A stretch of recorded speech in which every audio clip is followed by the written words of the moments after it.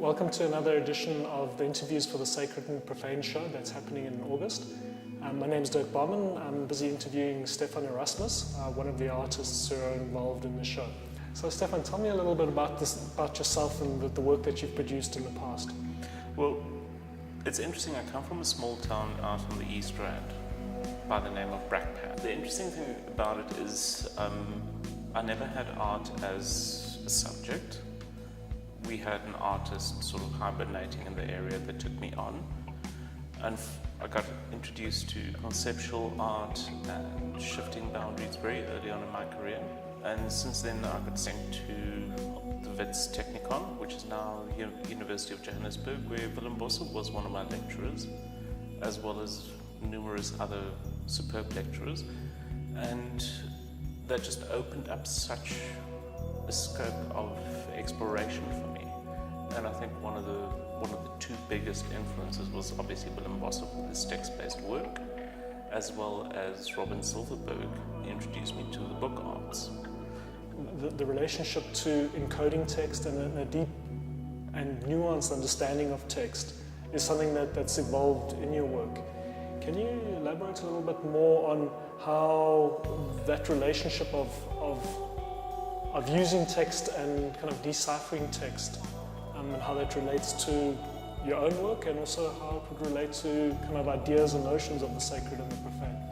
Well, I think the first thing that needs to be said is that I do suffer from a bit of dyslexia.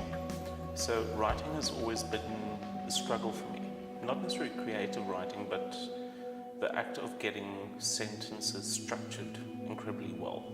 But I think the intriguing factor of the influence of Willem Bosse is that absolute love for text and how you can play with the meaning and the structure of text, particularly with regards to almost playing a game where you put a riddle in front of the viewer, and the viewer is there to decipher or decode or destroy to understand the meaning of the text. Can you talk a little bit more about the kind of processes that you undergo while making works, and how making these works and these secret texts, how they change your perception of the world around you? Well, I think one of the big things for me is the idea of the troubadour. Those rambling singers during the Dark Ages, Middle Ages, that sang these songs about the unrequited love. And I think that is an underlying structure to a lot of what I do, because in essence I sing love songs through visuals to the muse, but I never have a response. I have other people's appreciation for it. It doesn't really matter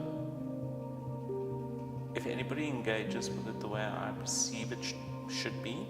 It's more about that there's some kind of engagement, whether it is through not understanding, getting lost, and maybe resolving on a particular meaning.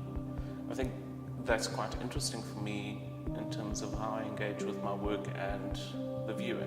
You've written a book that you've mentioned before. Can you elaborate on it and just explain its relationship to the sacred and profane? Because it's, in a way, it sits in that boundary between two worlds, of being absurd but also being a sacred text. I think up till now one of the best books I've produced is the Book of the Begotten. And one of the founding points of this is the Dead Bunny Society. We started off as a group of artists trying to do things for ourselves, and jokingly stated that we are a cult. And that runs through the titles we gave ourselves, me being the Grandmaster of the Unrequited Dead Bunnies, again referring back to the troubadour. And then the book had its origin in terms of just jokingly trying to write a religious text for us as the Dead Bunnies. Can you talk a little bit more about the book art that you're doing at the moment and what you're involved in? There's such an intrigue for me in the actual binding process, where you do the stitching, you do the sewing, you do the gluing. You need to wait because time is of the essence. Whether I'm sitting in front of a computer designing the outcome of a process, or whether I'm engaging in the process, it is a ritualistic process because you are constructing meaning, sacred meaning. And that for me is the essence of art. Thank you for watching. Like and share.